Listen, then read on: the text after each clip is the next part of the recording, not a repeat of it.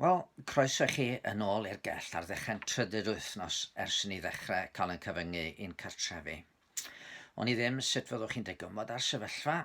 Da ni wedi dechrau cael cwis teuluol bob nos Sadwrn yn cysylltu efo rhan eraill o Gymru a thu hwnt achos bod heledd y ferch yn yr Eidal. A mae'n troi allan i fod yn beth digon difyr a rhywbeth i ni edrych ymlaen ato fo mewn gwirionedd.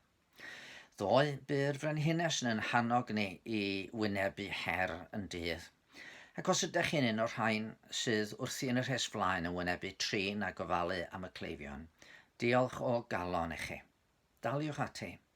A phawb sy'n gwneud gwaith gwerthfawr i gadw'r wlad yn ddiogel, yr heddlu, yr rhai sy'n cludo bwyd i'r siopau ac yn y blaen, y rhai sydd yn y llywodraeth. Diolch fawr iawn am bob ymdrech. A pharhewch i ddilyn, pob un ohono ni ddilyn cyfarwyddiadau'r llywodraeth i'n cadw rhag grwydro'n ddi-angen.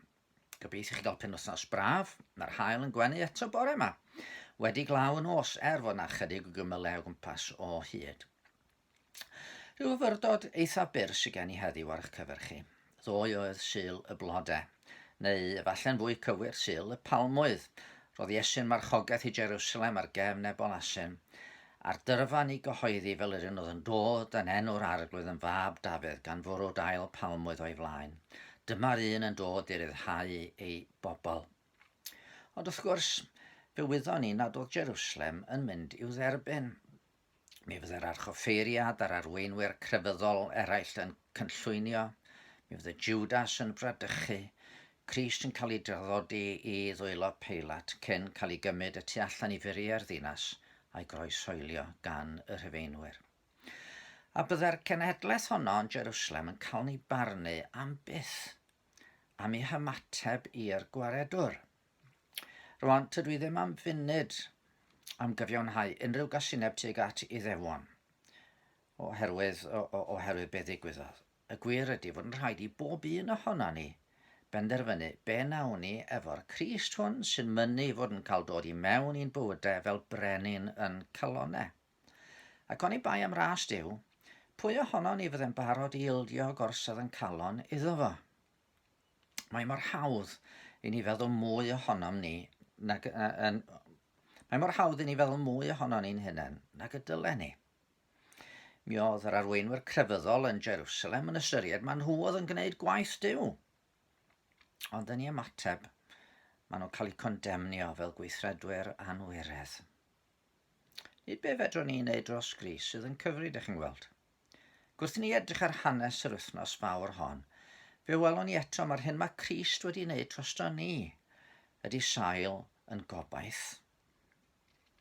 Mae diwrnod wedi Sul y Blodau'n gwneud i mi feddwl am stori ddarllenes i rai blynyddoedd yn ôl, Dydd Llun y Palmwydd.